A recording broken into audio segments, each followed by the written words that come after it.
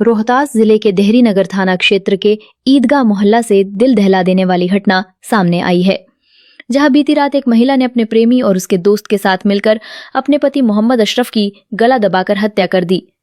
Police ने मृतक की पत्नी रेशमा खातून सहित तीनों आरोपियों को गिरफ्तार कर लिया है।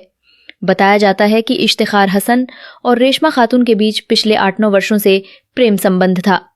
एसपी रोशन कुमार ने बताया कि कल रात्रि को 2 बजे के आसपास पुलिस को सूचना मिली कि एक रेशमा खातून नाम की महिला है, उसके द्वारा अपने 2 सहयोगियों के साथ मिलकर अपने पति की हत्या कर दी गई है।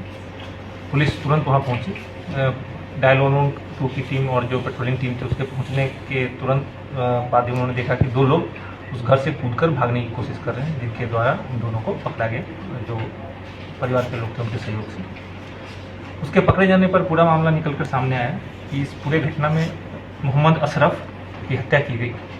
मोहम्मद अशरफ की हत्या उसकी पत्नी रेशमा खातून ने अपने सहयोगी मोहम्मद इश्तिखार हसन और मोहम्मद जमशेद के साथ मिलकर एक बहुत ही क्रूर तरीके से एक साजिश के तहत ये हत्या की गई। इसमें पूरा मामला यह है कि जो रेशमा खातून है उसका प्रेम प्रसंग पिछले 8-9 साल से मोहम्मद इश्तिखार हसन, जो नीलकोठी का रहने वाला था, उसके साथ चल रहा था।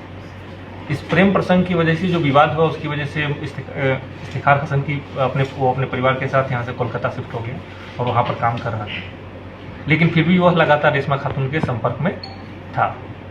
इसी बीच जो मृतक मोहम्मद अशरफ है उसकी तबीयत खराब थी। उसकी तबीयत खराब होने का फ़ायदा उठाकर रेशमा खातून ने एक बहुत ही खौफनाक तरीके से एक साजिश रची, जिस साजिश के तहत इस तरह का योजना बनाया गया कि रात्रि में जो इश्तिखार है और उसका एक सहयोगी मोहम्मद जमशेद, दोनों को बुलाकर इसकी हत्या कर दी जाएगी और पड़ोसियों और बेटे को सबको बताया जाए कि बीमारी से इसकी मौत हो गई। इसी साजिश के तहत बीती रात्रि रेशमा खातून ने अपने पड़ोसियों को सबको बताया कि इनके पति की तबीयत खराब है, आप लोग ज़्यादा शोर नहीं करें, जल्दी सो जाएं, ऐसा बोल के अपने बच्चों को और सारे जो ऊपर रहने वाले किराएदार थे उनको सुला दिए और रात्रि लगभग 1 बजे के आसपास धीरे से दरवाज़ा खोल के दोनों को अपने घर में प्रवेश करा दिया। उसके बाद जो रेशमा खातून का कमरा है, उसके और उसके बच्चे जो जिस कमरे में सोते हैं उसके बीच एक ग्रिल है।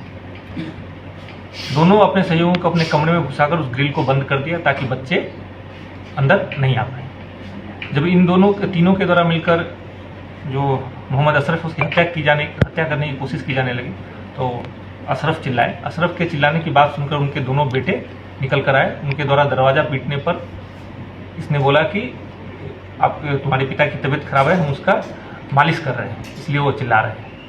फिर भी बेटों को शक हुआ, उनके द्वारा जोर जोर से चिल्लाकर अपने जो नीचे पड़ोसी थे उनको बुला लिया गया और उनके द्वारा आधा घंटा तक दरवाज़ा पीटने पर दरवाज़ा खुला। दरवाज़ा खुलने पर उन दोनों लोगों ने देखा कि जो मोहम्मद अशरफ है वो मर चुके थे और जो दोनों हत्यारे थे वो भागकर बालकनी में छुपे हुए थे।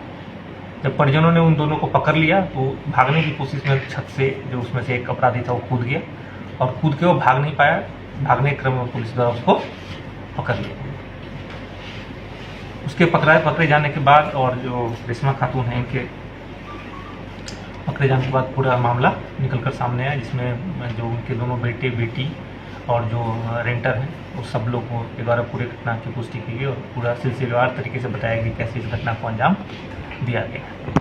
इस प्रकार इस हत्याकांड में पुलिस और के द्वारा त्वरित कार्रवाई करते हुए और परिजनों द्वारा भी समय रहते पुलिस को सूचना दी गई, जिसकी वजह से अपराधी भागने में नाकामयाब रहे। उनको घटनास्थल से पकड़ा गया। इस घटना में पूरी तरह से तकनीकी और मानवीय साक्ष्य मौजूद है।